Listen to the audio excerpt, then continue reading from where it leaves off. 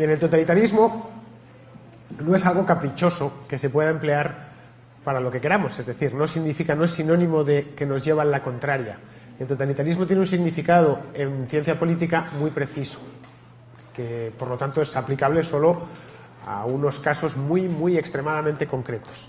Bien, por totalitario se entiende, el totalitarismo es algo del siglo XX, nada más, es decir, Luis XIV, el rey Sol, el rey de Francia, a pesar de que era un rey absoluto, no era totalitario, ni su gobierno fue totalitario. El totalitarismo aparece en el siglo XX y esperemos que muera en el XXI y que nunca más volvamos a verle por aquí. Bien, el totalitarismo es cuando un Estado moderno, un Estado-nación, decide totalizar todos los aspectos de la sociedad. Decide convertirse en el dueño de la vida de sus súbditos. Totalitarismo perfecto sería, por ejemplo, la Unión Soviética. Totalitarismo perfecto sería la Cuba de Castro, que por cierto sigue existiendo. O la Alemania de Adolf Hitler, felizmente desaparecida hace ya más de 70 años, ¿no? O, bueno, no, más no, hace exactamente 69 años, porque desapareció en el 45. Bien, entonces, una vez definido, y para no caer en lo fácil de decir, no, tal presidente es totalitario o tal otro es totalitario, vamos a hacer un repaso general cómo evolucionó hacia auténticas pesadillas políticas, como fueron los estados, he dicho algunos, ¿no? Como fue la Unión Soviética o la Alemania nazi, o cualquiera de los regímenes comunistas que en el mundo han sido, que ha habido unos cuantos, ¿no? Aquí en la propia Hispanoamérica, pues aparte del de Cuba, no ha habido ninguno que haya llegado a ese nivel de totalitarismo, pero no por falta de voluntad de sus líderes. Los vecinos de aquí, los nicaragüenses, experimentaron algo parecido con los sandinistas durante los años 80 y Allende, un presidente de Chile, que no os acordaréis de él, también lo intentó y fue abortada esa posibilidad en el año 73, y el gobierno del Partido Socialista Unificado de Venezuela de Nicolás Maduro lo está intentando hoy en día, ¿no? Partía del hecho de que el Estado era la representación de la voluntad del pueblo, el pueblo entendido casi como una persona, con ojos, con boca, con nariz, con voluntad propia, ¿no? De ahí que los totalitarios siempre se refieren al pueblo cuando hablen. El pueblo lo quiere, ¿no? De hecho, en cierto modo, y yéndonos más a filosofía política, la sustitución de Dios por el pueblo es una de las claves de la contemporaneidad, de los tiempos modernos. Es decir, del Dios lo quiere, que decían los caballeros cristianos de la Edad Media, al el pueblo lo quiere, o eres enemigo del pueblo. Todo lo que nosotros hacemos, todo lo que yo hago, es por la felicidad del pueblo. Solo respondo a los nobles intereses del pueblo. El pueblo cuenta su historia. Te invitamos al Gran Festival de la Memoria. Este pueblo tiene una historia insurgente que contar. El pueblo cuenta su historia.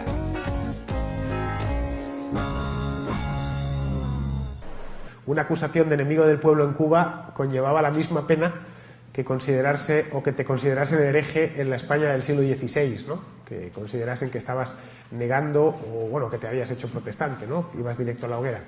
Durante el siglo XIX el Estado no pasó de ciertos límites hasta llegar a finales, principios del XX, a raíz de la Primera Guerra Mundial, cuando entra en crisis el modelo de Estado liberal, se dinamita todo el orden europeo de la época y bueno, amanece un nuevo orden mundial, el orden mundial caracterizado por la irrupción de la Unión Soviética, que es el primer y genuino Estado totalitario, y un poquitín más tarde por la aparición de la Italia de Mussolini y la Alemania de Hitler. Hoy nos parece extraordinariamente feo eso del totalitarismo, no lo era así en los años 20 y en los años 30. Gozaba de una popularidad extrema. De hecho, la idea misma del Estado a nuestros bisabuelos les parecía magnífica. De lo que se trataba, si la solución de todos los males de la humanidad estaba en consolidar un Estado elefantiásico, ¿por qué no ir hacia ello? ¿Por qué no ir en ese camino con todas las armas y todos los bagajes? ¿Por qué no emplearse a fondo en eso? Si todo se soluciona con el Estado, la solución a todos los problemas era la Camboya de Pol Pot, que era nada más había Estado. Es decir, era la representación misma de esa voluntad popular fantasmagórica que habían creado los primeros estatistas, ¿no? Los teóricos del Estado de finales del XVIII y principios del XIX, ¿no? Si además a ese Estado se le unía la nación, esta nación no podía sobrevivir ni prosperar en la historia sin su Estado correspondiente, es decir, sin su colección de políticos y su colección de funcionarios y de burócratas, pues el combinado era letal. El combinado era la Alemania nazi, ¿no? Que era el Estado-nación por antonomasia. Lo que decía el Führer, que Führer en alemán significa conductor, lo que decía el conductor de ese ente metafísico que no se entendía muy bien, el Deutsches Volk, el pueblo alemán, que como he dicho antes tenía voluntad propia, el individuo no contaba absolutamente nada, les conducía hacia la dicha absoluta, hacia el imperio de los 1000 años, ¿no? En el que la nación, de mano de su Estado, de su representación, pues iba a alcanzar unas cotas de felicidad, progreso y bienestar nunca conocidas antes. Nuestro objetivo es la construcción de la máxima y suprema felicidad social. El viceministerio para la suprema felicidad social del pueblo venezolano. Un viceministerio de coordinación de estas misiones, grandes misiones presidenciales, que tendrá el objetivo de la suprema felicidad social. ¿Alguien en este mundo cree que el sueño de Bolívar de darle a nuestro pueblo la mayor suma de seguridad social, la mayor suma de estabilidad política y la mayor suma de felicidad posible sería posible, valga la redundancia, en el capitalismo? ¿Alguien lo cree? No, es al revés. ¿Cuál es la más grande base espiritual del socialismo? El amor. El capitalismo siembra odio. Y además se iban a poner a los estados vecinos. Es decir, la idea de totalizar el Estado no solo era bueno para los que residían dentro de él, sino además era bueno porque permitiría que ese Estado se expandiese. Es decir, tanto la Unión Soviética como la Alemania nazi, durante los periodos de existencia de ambos totalitarismos, una de las cosas que les caracterizaron fue la expansión sin límites. La Alemania nazi quemó antes el cartucho, se lanzó a la expansión pues exactamente 6 años después de haberse aupado al poder Adolf Hitler, y la Unión Soviética estuvo en un estado expansivo prácticamente ininterrumpido hasta que colapsó. Es decir, los soviéticos se retiraron de Afganistán en 1988, en 1989 cayó el muro de Berlín y en 1991, 3 años después de la retirada de Afganistán, el Estado soviético colapsó literalmente. Yo lo recuerdo porque tengo edad de recordar aquel día, un día, por cierto, muy feliz para todos los amantes de la libertad. Hubo un día, fue el día de Navidad de 1991, en el que ese día no se izó la bandera roja en el Kremlin. Y eso fue un símbolo de que el Estado soviético, que es probablemente el Estado más malvado que haya poblado la faz de la Tierra, había desaparecido. Bien, volviendo sobre lo que decía antes, ¿cómo es posible que algo tan funesto tuviese una vida tan larga y tantos apoyos? Nuestros bisabuelos no eran muy diferentes a nosotros. Sí, eran gente con sus sentimientos, tenían sus fobias, sus filias, eran aficionados a la música, a la literatura, a la pintura, les gustaba la cocina. Aquí supongo que les gustarían, a vuestros bisabuelos les gustarían las mismas cosas que a vosotros. Bueno, a ver, los cantantes no porque eran otros, pero los gustos eran muy similares. ¿Cómo se pudo tolerar en aquel entonces? Y no solo tolerar, sino auspiciar que apareciesen estados que anulaban al individuo. Y que además lo anulaban por voluntad de los propios individuos. Hitler ganó las elecciones. Las ganó limpiamente. No hubo ni pucherazo, ni nada similar. El régimen soviético, a pesar del terror que desató de manera sistemática durante años, era un régimen popular. La gente salía, sobre todo al principio, luego ya vino el desencanto a partir de los años 60, pero al principio había manifestaciones de genuina comunión con los totalitarios, ¿no? O con los totalizadores. Lo mismo se puede decir en casi cada caso. Es decir, un ejemplo clarísimo es el de Cuba. Cuba se convirtió en un estado totalitario en el año 59, o mejor dicho, en el año 60, cuando Castro adopta el marxismo. Y los cubanos aplaudían, quitando una muy pequeña minoría que decidió irse a Miami o irse a España a vivir porque no soportaba más, o porque temía lo que venía. Los venezolanos han estado votando a Hugo Chávez, incluso a Maduro, hasta hace un año. Bien, ¿cómo es posible que eso sucediese?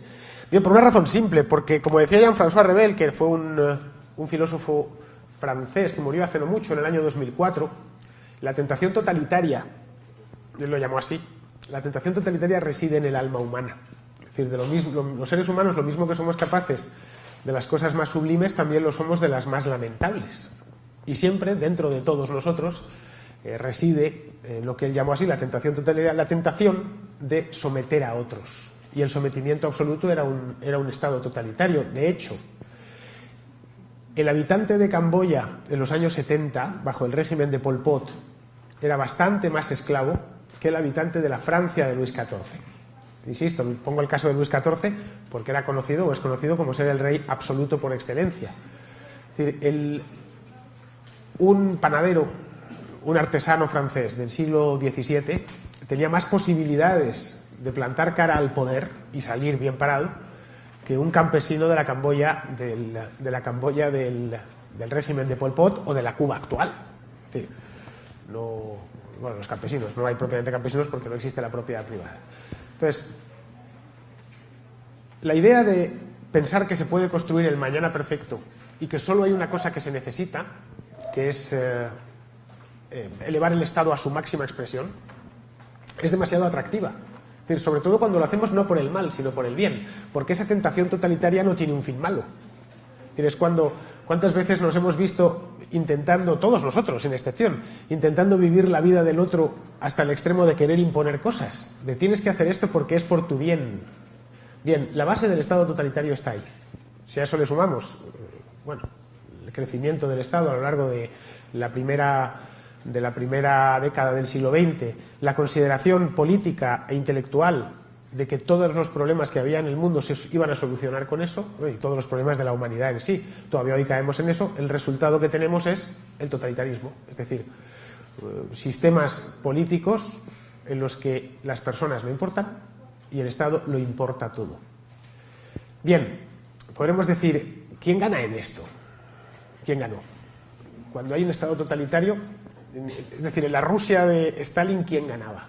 Evidentemente los kulaks eran pequeños campesinos a quienes prácticamente se les exterminó, de hecho, quedaría alguno con vida, pero se les exterminó por tener una pequeña propiedad. No ganaron, tampoco ganaron los industriales rusos, que o pasaron por el paredón o tuvieron que abandonar el país. Tampoco ganaron los obreros rusos, que vieron cómo se truncaba su posibilidad de prosperar en la vida y se tuvieron que someter a fábricas estatalizadas. Bien, lo que ganó fue la política y los que se dedican a ella. El Estado totalitario es el triunfo de la política. Punto, no hay más. El triunfo absoluto, sin condicionantes de la política. De ahí que el político a lo que más ansía es a totalizar el Estado. Ya sé que son unas afirmaciones un tanto tajantes las que estoy diciendo, pero es que es así. Es decir, si a un político o a la política la dejamos vía libre y no le ponemos coto, la política termina adueñándose de nuestra vida. Termina diciéndonos qué es lo que tenemos que hacer, cuándo tenemos que hacerlo y peor aún, qué es lo que está bien y lo que está mal. Porque en todos los estados totalitarios lo primero que regía no era una cuestión de robarnos, era una cuestión de decirnos, de construir sobre las cenizas del mundo antiguo, construir una nueva religión. Es decir, a no otra cosa aspiraba Stalin, a no otra cosa aspiraba Hitler, a no otra cosa ha aspirado Fidel Castro. Es decir, construir una nueva trascendencia laica, circunscrita exclusivamente a este mundo, en el que el Estado se endiosa. Es decir, pasa a tener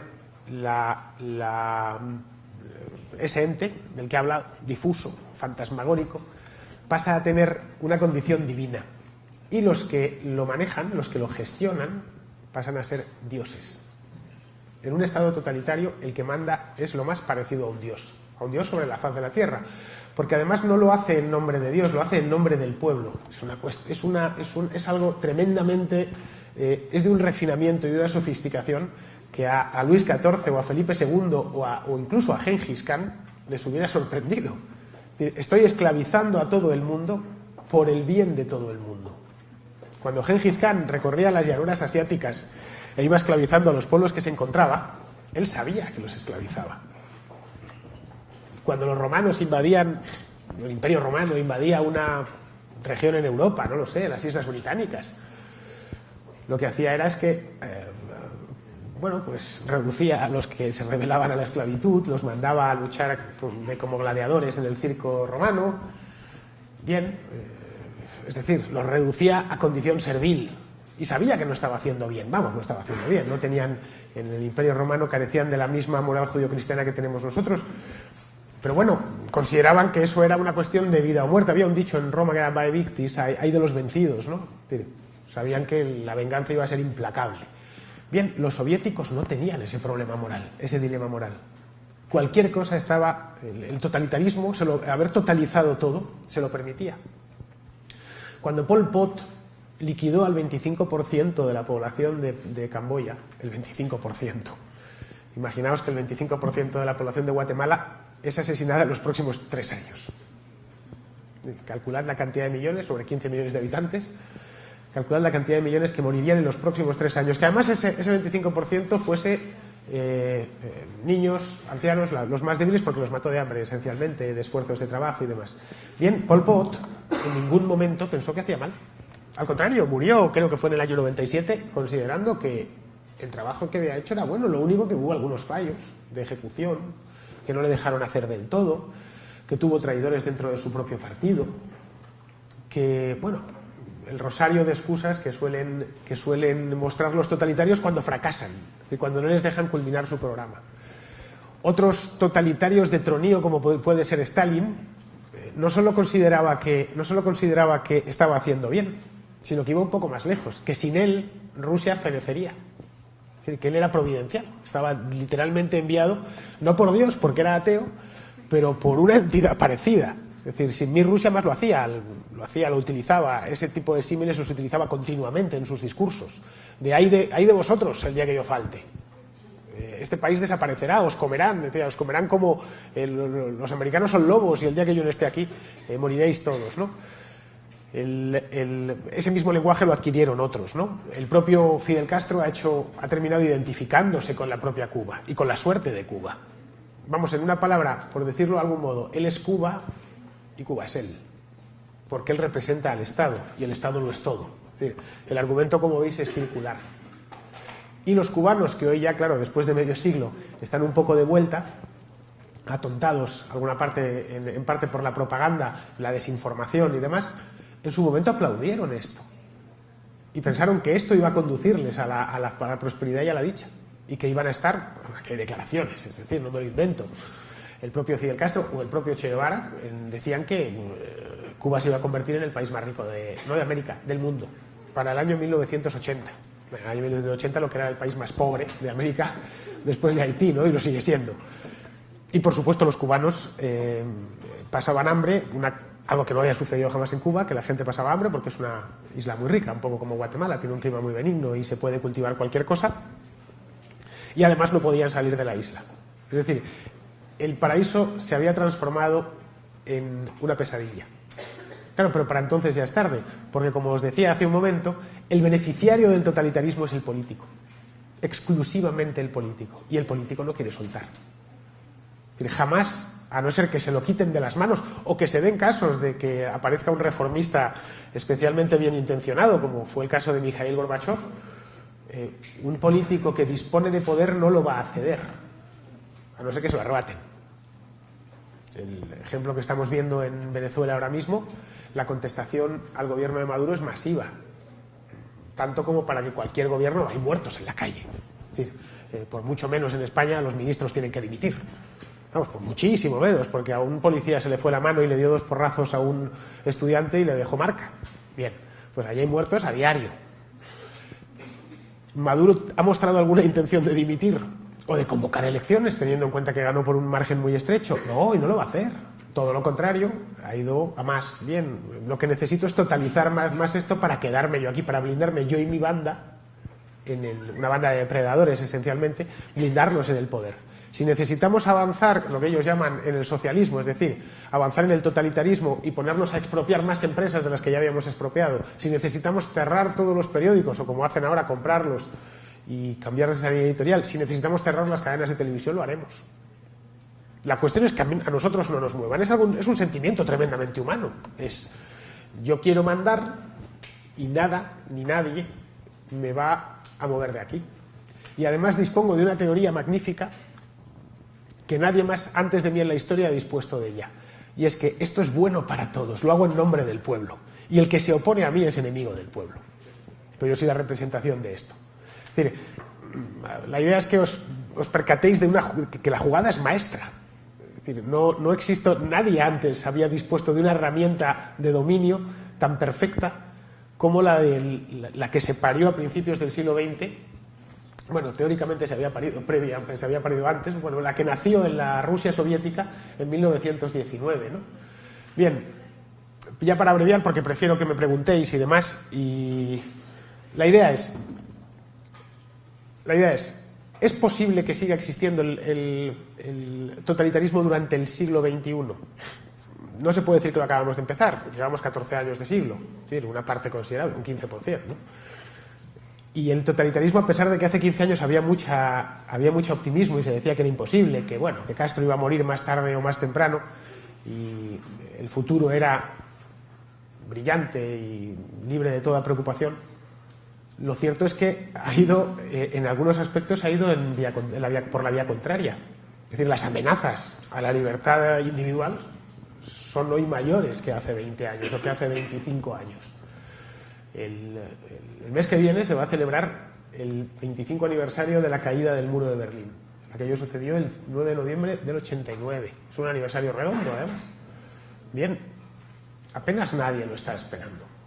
Las celebraciones serán poco menos que limitadas a lo que hagan en Alemania, como es lógico, el gobierno de Angela Merkel, bueno, y paremos de contar ahí. Apenas se recordará.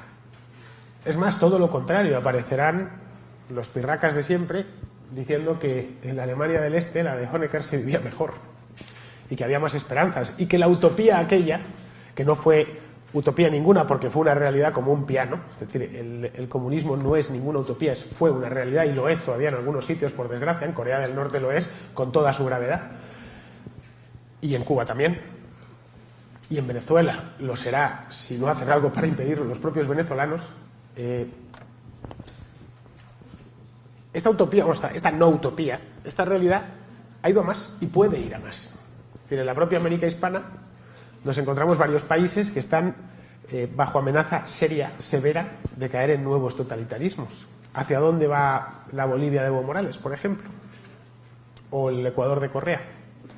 ¿Hacia dónde va la propia España con el nuevo partido que ha salido, que se llama Podemos, que es de Pablo Iglesias, que se sale por la televisión con una coleta?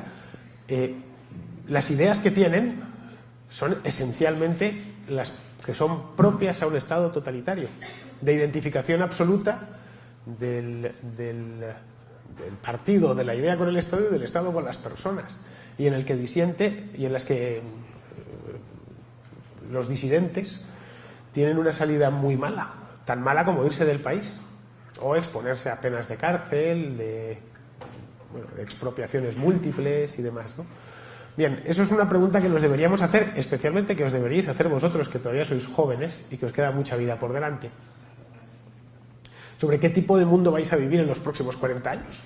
Si va a ir a peor, cuando yo tenía vuestra edad, a mediados de los 90, el mundo se pensaba y nos lo decían así: no os preocupéis, la historia se ha acabado, a partir de ahora esto va a ser un camino de rosas. La Unión Soviética ha terminado, la Guerra Fría la han ganado los buenos y la democracia liberal se impondrá con todos sus defectos, ¿no? Bien, no ha sido así, todo lo contrario. Es decir, en unos lugares se han impuesto socialismos de baja intensidad y en otros de alta intensidad, pero no hay tampoco demasiado espacio para el optimismo, a no ser que, bueno, aparezca una nueva generación de gente en todas partes del mundo que invierta la tendencia, es decir, que empiece a apreciar más la libertad individual que el endiosamiento del Estado, ¿no? Del Estado como ente que lo totaliza todo. La lucha en los próximos, o el combate de ideas en los próximos 20 años va a ser ardoroso, porque se ha transmitido la opinión de que el capitalismo liberal ha fracasado. Eso no es nuevo, es decir, se viene diciendo desde tiempos de la reina Victoria, desde mediados del siglo XIX. Los comunistas llevan matando al capitalismo siempre por lo mismo, por sus contradicciones internas, desde hace 150 años, y no parece que el capitalismo se resiste a morir. Es el tránsito de una civilización agotada capitalista, individualista, que llevó a la miseria a millones en el mundo, que destruyó bases fundamentales de la vida del ser humano en el planeta, a una civilización de la vida, del compartir, a la nueva civilización socialista, que está en fase embrionaria, pero que es el único camino que tiene la humanidad. Si vuelve el capitalismo, si vuelve el neoliberalismo, ¿podrá la burguesía, tomando las riendas del poder en Venezuela, darle felicidad al pueblo, darle poder al pueblo, respetar al pueblo? Sabemos que no. ¿Qué moral tienen para defender la democracia? ¿Qué moral tienen para acusarnos de dictadura? Todavía tenemos diferencias en temas de la democracia. De mayorías y minorías es una democracia occidental. Todavía, yo diría, falta mucho para llegar a la democracia comunal, que se aprueba de consenso o por unanimidad. No sé si en el futuro vamos a acabar con la democracia occidental de mayorías y minorías.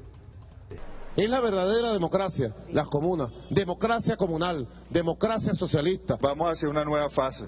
Vamos a hacer un salto cualitativo que el presidente Maduro ha instruido a partir de este plan. Se están haciendo encuentros de comuneros y comuneras por regiones. Vamos a diseñar y vamos a construir esa democracia comunal, ese país que se fundamenta en el socialismo del pueblo y en el poder popular. La idea de la libertad individual está muy en desuso, es decir, la idea de la responsabilidad individual, un mundo de, como dice el lema de la universidad, de personas libres y responsables, está en baja, mientras que el mundo basado en personas sometidas e irresponsables está en alta. No lo dicen así con estas palabras, lo dicen con otras, ¿no? Utilizan eufemismos tipo solidaridad y demás, pero lo que te están diciendo es eso, es sométete al Estado y no te faltará de nada. No te faltará de lo que nosotros decimos que no te falte, ¿no? O será como el mundo de la primera mitad del siglo XX, el que vivieron mis abuelos, por ejemplo. En un mundo de guerras, de odios ideológicos, ¿vale? Y de masacres todas cometidas en nombre de la idea. Las guerras del siglo XX, o la mayor parte de guerras del siglo XX, no fueron por territorios ni por cuestiones de orden mundano, de no, me quiero quedar con tal territorio o quiero conseguir, no, básicamente fueron cometidas en nombre de una idea equivocada, que curiosamente era esta idea del totalitarismo. El Estado totalitario cuenta con el beneplácito de sus súbditos, por lo menos en la primera fase. Pero podría llevar a... No, claro, con las herramientas tecnológicas que existen hoy en día y que no existían a principios del siglo XX, se puede constituir un Estado totalitario que si lo viese Orwell, el autor de 1984, se moriría del gusto. Es casi perfecto, porque puedes efectivamente seguir a una persona de la cuna a la tumba, siguiéndole lo que hace prácticamente a todas las horas del día. Sí, o sea, cabal, tiene más herramientas para totalizar todos los aspectos de la vida ciudadana. Sí, en algunos sitios, en Venezuela, por ejemplo, están empleando todas las nuevas tecnologías para el mal. Tengo en mi canal de YouTube una cosa sobre un reportaje que hicieron en Argentina, un periodista muy bueno ahí que se llama Jorge Lanata, que hizo sobre el desabastecimiento. Y se ve, bueno, pues que no se puede comprar de nada. Y les han hecho unas tarjetas como las visas esas con chip, que es un sistema no sé qué, bueno, ya sabéis estos bolivarianos lo que son, de pluscuamperfectos, que hacen unos nombres larguísimos para todo. Sistema Nacional de Abastecimiento Bolivariano, no sé qué, bueno. Dicen ser opositores al gobierno de Nicolás Maduro, razón por la cual presumen no les hayan enviado más cajas de comida, las cuales además no les alcanzan para alimentarse todo un mes. Porque por culpa de este gobierno es que nosotros estamos pasando lo que estamos pasando. Porque si tuviéramos los anaqueles full, te lo voy a decir vulgarmente, no tuviéramos que estar anunciando que nos vengan a vender una bolsa de comida. Y no necesitamos ningún carnet de la patria porque para eso nosotros tenemos la cédula. En esta comunidad, donde viven personas de escasos recursos, los niños están desnutridos y los mayores han bajado hasta 20 kilogramos de peso. Esperan que desde el gobierno nacional les vuelvan a enviar comida, que como venezolanos les corresponde, pues afirman que los sueldos que devengan no les alcanza para subsistir en un país arropado por la inflación. Que el clan resuelve un problema concreto y el pueblo de Venezuela agradece que en medio de una guerra económica tan dura, hay un gobierno que lo esté protegiendo. Catalogó los CLAC un arma de guerra contra la maquinaria de guerra de Estados Unidos. Los gringos pensaban que el país iba a explotar en pedazos. Jugaron a derrocar el gobierno. Y como no nos pudieron derrotar con aguarimba, se metieron duro con los alimentos. ¿Qué pasó? el pueblo se organizó con conciencia política y conciencia social. El pueblo resistió. Los clanes llegaron para quedarse y además, para que les duela más, los clanes se han transformado en una herramienta política, hay que decirlo. Es una de nuestras mejores maquinarias junto con la VC. La cosa es que hay... Si tú, por ejemplo, has comprado harina ayer, no puedes volverla a comprar hoy, porque el sistema sabe que ayer compraste harina y cuánta compraste. Bueno, los 2 paquetes que te deja la ley, ¿no? Y nada más. Es decir, eso es un caso de nueva tecnología de seguimiento de datos utilizado para el mal absoluto. Eso Stalin nunca hubiera podido utilizarlo, en el caso de un racionamiento. Pero puede ser también para bien. La tecnología puede ir en contra del totalitarismo. Un ejemplo son las redes abiertas. No hay cosa que más tema un político, y no lo digo en broma, que lo sé de primera mano, que una simple cuenta de Twitter con 200.000 seguidores. Cuando un gobierno ya se ve sometido a lo que pasó en la primavera árabe, en Egipto y en estos países, que tuvieron que cerrar Internet al país, lo que demuestran es impotencia, que no van a poder cristalizar ese Estado. El Estado totalitario necesita el consentimiento inicial de sus súbditos, y que sus súbditos se emocionen con aquello y piensen que realmente va a solucionar todos los problemas. Si necesitas cerrar Internet, es decir, la tecnología puede ser buena o mala, per se no es nada. Solo me dicen, a ver, las armas son malas o buenas. Bueno, pues para defenderte de un tigre que te está atacando en la jungla, pues son muy buenas. Ahora, para matar a alguien son muy malas. El arma per se nunca ha matado a nadie. Sí, yo lo he visto ahí, esto ha matado a alguien, ahí esa pistola, no, la matan las personas. Pues lo mismo, la tecnología, el chip, una tarjeta de chip puede servir para comprarte unos zapatos o para que el gobierno te controle lo que compras, ¿no? El caso del bolivarianismo es un totalitarismo a medio hacer.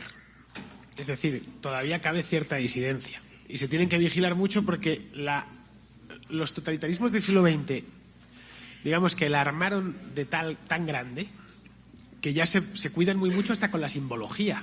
De hecho, en Venezuela, desde el principio, tratan de evitar la profusión de banderas rojas, aunque les gustaría sacarlas. Ellos van con lo de la patria, la bandera y tal igual, que están dejándola hecha un trapo a la patria venezolana, porque la están politizando. Es decir, se ponen una gorra con la bandera y con el chándal, ¿no? Y van vestidos con la bandera. Están recurriendo siempre a figuras históricas, que si se levantasen de su tumba volverían corriendo, como el caso de Simón Bolívar. Es decir, lo que procuran es camuflarse. Siempre. En cualquier país lo van a hacer. Y hasta ahora los camuflajes que han buscado, Hugo Chávez encontró en Bolívar una mina de oro. En otros casos les han salido mal. Es decir, en Guatemala, que es lo que más cerca nos pilla aquí, esa izquierda totalitaria trató de esconderse tras el mundillo indígena. Le salió mal. ¿Sí? Su figura por antonomasia era Rigoberta Menchú. Y le salió mal dentro de Guatemala. Fuera de Guatemala, estupendamente. Es más, fuera de Guatemala la gente decía, ¿pero por qué Rigoberta Menchú no es presidenta de Guatemala? Pues quizá porque los guatemaltecos no quieren. No os lo habéis planteado nunca. Vamos, esto yo lo he hablado en televisión alguna vez. ¿Qué debería ser presidenta? Pues no, ha tenido un 2% los votos. Porque el disfraz que se puso aquí, el ropaje del que se vistió aquí, no ha funcionado. Es decir, en Guatemala, en Venezuela les salió perfecto. En Ecuador también les funcionó. Y luego más eran países en los que esta gente estaba muy interesada, porque son muy ricos en un recurso natural fácilmente apropiable por un Estado, en el petróleo, el gas, etcétera, ¿no? Comunismo marxista. Marx era un analfabeto funcional, así entre nosotros, ¿vale? Era un tipo que había, un alemán que estaba emigrado en Londres, que no trabajó jamás, ¿vale? Que leía siempre lo mismo, no salía nunca de sus lecturas de hecho, yo creo que no llegó ni siquiera nunca a aprender a hablar inglés. Estaba siempre en clubes de exiliados alemanes, se pasaba el día fumando y bebiendo y acostándose con la chica de la limpieza, la que dejó embarazada, por cierto. Tengo por ahí un artículo en internet sobre el verdadero Marx, el Marx del que nadie quiere hablar, creo que se llama así. Bien, Marx lo que era básicamente en temas de teoría económica era un diletante. El capital no se sostiene. Está lleno de tonterías. Quedó superado desde el punto de vista teórico nada más publicarse. Es que es premarginalista, para que nos hagamos cargo de la jugada. Eso es Marx, que todavía siguen. De hecho, apenas ya verás que le reclaman con todas las letras de la M a la X porque les da un poco de vergüenza, ¿no? Entonces, efectivamente, el socialismo marxista apelaba a que no haría falta dinero pero porque no haría falta nada, porque la abundancia que generaría sería tal que no habría falta más que ir y cogerlo. Quiero un zacapa, voy y cojo el zacapa, tal cual. Quiero un agallo, voy y cojo el agallo. Quiero ese carro, voy y cojo el carro. Iba a generar eso, pero era todo bla, bla, bla, bla, no lo sustentaba sobre nada. Él intuía, conforme a su teoría averiada, que si se aplicaban, si se colectivizaba toda la producción y se acababa la propiedad privada, por no se sabe bien qué cosa, los seres humanos de pronto nos hermanaríamos, olvidaríamos el interés propio, trabajaríamos por el interés de todo y automáticamente empezaríamos a producir. Desconocía naturalmente para qué sirve la moneda y cuál es su origen, en qué consiste el capital, también lo desconocía, a pesar de que su libro lo llamó El Capital, pero desconocía qué era y cómo se forma el capital. Es decir, es un despropósito detrás del otro. Es más, los totalitarismos de origen marxista o de orden marxista han sido los más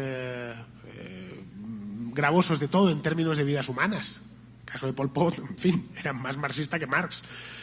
Entonces, lo de la moneda de la Unión Soviética no lo dejaron de utilizar porque no encontraron nada mejor. Primero, porque el sistema comunista no había generado tanta abundancia como decían, sino mucha escasez.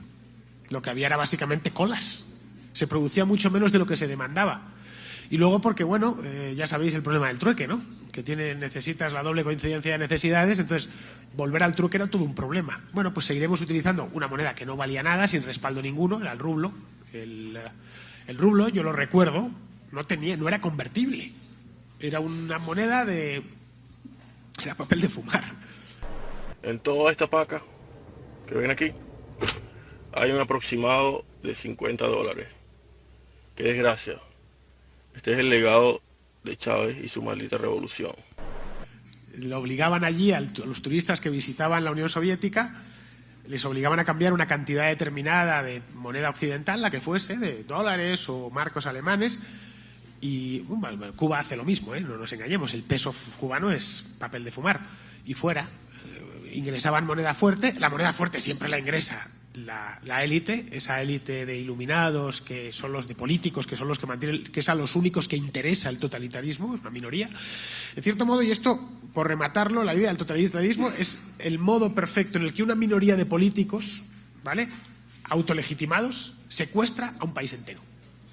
Lo secuestra literalmente y lo depreda. Fuera, no hay más. Y que no necesitan más explicación.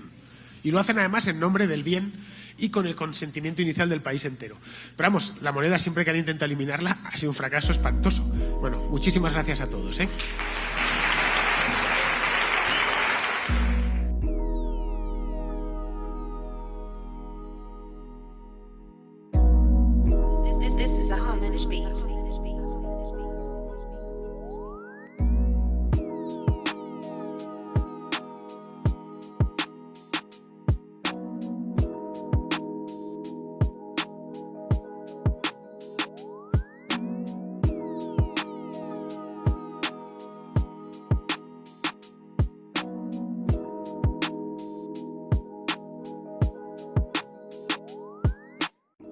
This is a homage beat.